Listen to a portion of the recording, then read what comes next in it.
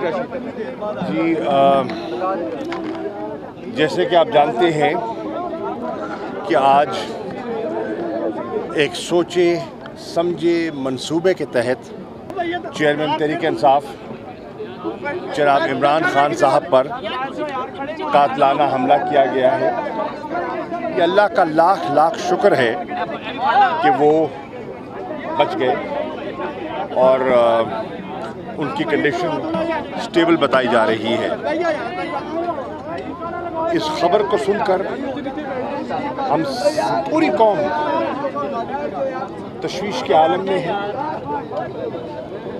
اضطراب کی کیفیت ہے، غصہ ہے۔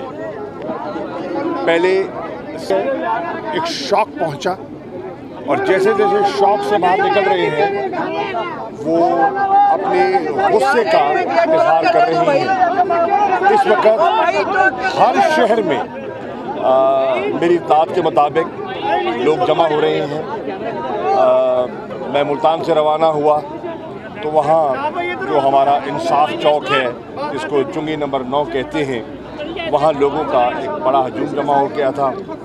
میری اطلاعات کے مطابق پشاور میں، راولپنڈی میں، کراچی میں، لبرٹی چوک پر لوگ اپنا عمران خان کے ساتھ اظہار یکجہتی بھی کر رہے ہیں اور اپنی غم و غصے کا اظہار بھی کر رہے ہیں۔ اب سوال یہ ہے کہ ہمارا جو حقیقی آزادی کا یہ مارچ تھا وہ تو پرامن تھا اور پوری قوم نے دیکھا کہ آج 7واں روز تھا اور آج صبح وزیر آباد تک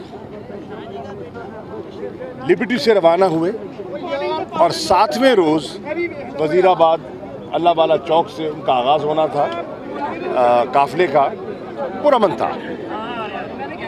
لاکھوں لوگ جگہ جگہ، ہر قصبے میں، ہر شہر میں لوگ باہر نکلے، عمران خان کا استقبال کیا۔ چھتوں پہ میں نے خواتین کو، بچوں کو، معذور لوگوں کو، ویل چیئرز پہ لوگوں کو میں نے دیکھا جو عمران خان کے استقبال کے لیے آئے ہوتے ہیں۔ ہر مکتب فکر، ہر طبقہ، ہر عمر کا مرد اور عورت اس حقیقی مارچ میں شامل تھے، پرامن تھا۔